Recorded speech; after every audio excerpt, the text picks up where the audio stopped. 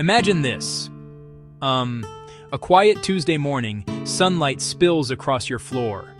The world hums with its usual rhythm. Then, a sound. A simple ping. The same sound heard in billions of other homes across the globe, all at once. It is a message delivered to every phone, every screen. It is not an advertisement. It is not a warning about the weather. It is a date. Your date. A month. A day. A year. At first there is confusion, a strange glitch, perhaps a global prank of impossible scale. But the date feels strangely personal, deeply unsettling. It sits on the screen, stark and unblinking, a final, non-negotiable appointment. The silence that follows the ping is profound. It is a silence filled with a million unasked questions. In a small apartment, a young woman stares at a date 50 years in the future. She feels a strange, hollow relief, followed by an immediate wave of guilt. Why her? In a hospital room, an old man looks at a date for next week. He lets out a slow breath, a sound of resignation, maybe even peace. He closes his eyes. The world outside the window keeps moving. Cars pass, birds sing. But for every single person, the internal landscape has been permanently altered. The fundamental contract of life, built on the great unknown, has just been broken. At first there is denial. It must be a mistake. Governments issue statements. News anchors speak in grave, uncertain tones. Scientists, at first skeptical, begin to run diagnostics, cross-referencing the dates with biological markers, genetic predispositions, cellular decay rates. The data impossibly aligns. The prediction system, whose origin remains a mystery, is terrifyingly accurate. It is not a hoax.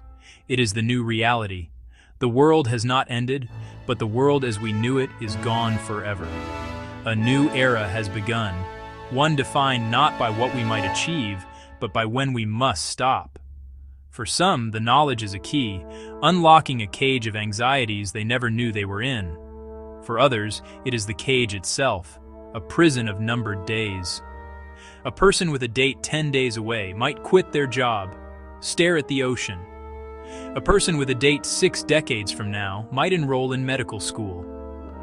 Both are acting under a new kind of pressure, the immense gravity of absolute certainty. The quiet hum of daily life is now underscored by the loud ticking of a clock.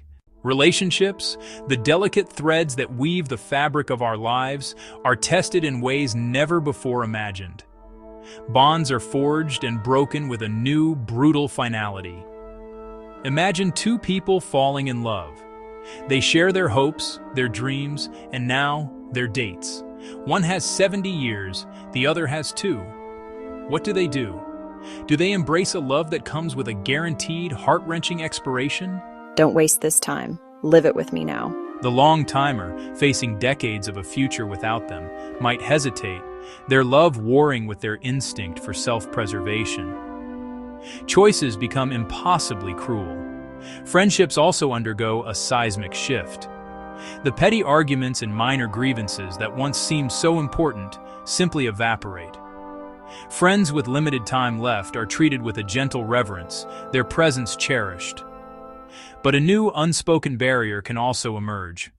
How can you complain about a bad day at work to a friend who has only 20 days left?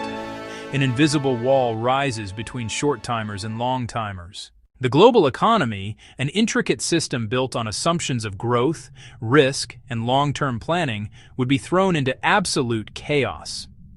Consider the concept of retirement. It vanishes overnight. A person with a date 2 years after their planned retirement might simply stop working and drain their savings. Someone with 60 years left might never be able to retire at all, as pension funds, unable to cope with predictable mass payouts, would collapse. The entire financial planning industry would be rendered obsolete, replaced by a new field, end-of-life resource management. The insurance market would face an extinction-level event. Life insurance becomes a paradox. There is no longer any risk to insure against, only a certainty to plan for. Perhaps it would be replaced by a legacy insurance. Health insurance, too, would become a moral minefield. Would companies offer coverage to someone with only months to live? Or charge astronomical premiums? Short timers might boom luxury, travel, entertainment. Long timers might freeze spending, risking deep recession. Access to credit could become entirely dependent on one's date. A new class of the unbankable emerges. The very structure of society would warp under the weight of this new knowledge. Social behaviors, governed for millennia by unwritten rules and cultural norms, would be rewritten in a matter of months. Crime rates might plummet for long-timers. For short-timers, some might turn to recklessness, hedonism, violence. The justice system would face a profound dilemma. What is a life sentence for someone with only a year left to live? New rituals would emerge. The anniversary of receiving your date. Pre-planned celebrations of life attended by the person themselves. A new cruel social hierarchy forms. The long-timers and the short-timers become two distinct species. Would there be resentment, pity, even contempt? This division could infect where you live, who you befriend, what opportunities you are given. Do you tell people their date at birth? Or allow the choice to know? How do you allocate healthcare, education?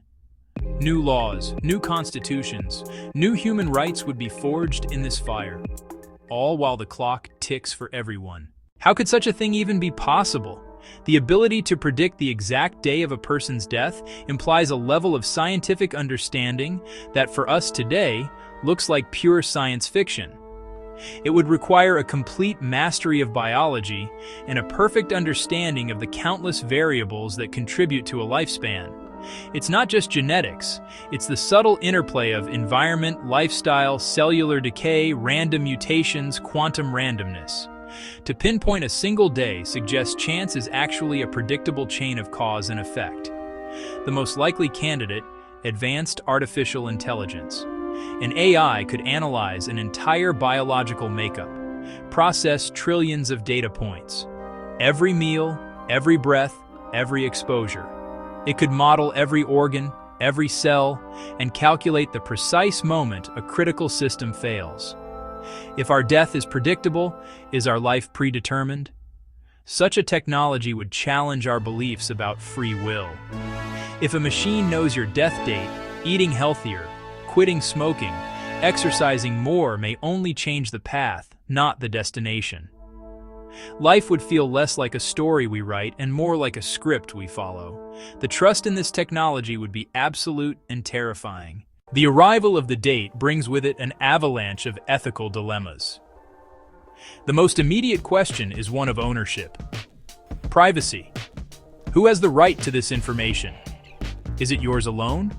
The state? Corporations? Could an employer demand to know your date? Could a bank deny you a loan? The potential for discrimination is immense.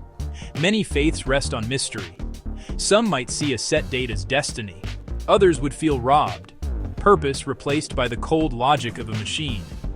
New belief systems would rise, worship the predictive AI, violently reject it, or advocate a return to ignorance.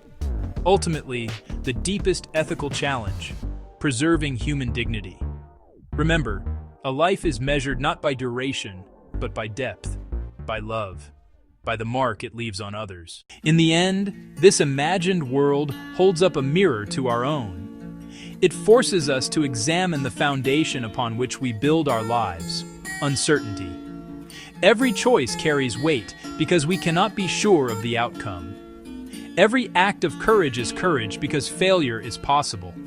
Every declaration of love is a leap of faith. The unknown is where hope lives, the room for miracles, second chances, surprising turns of fate. If knowing the day you die changes how you live, then what does not knowing it really mean?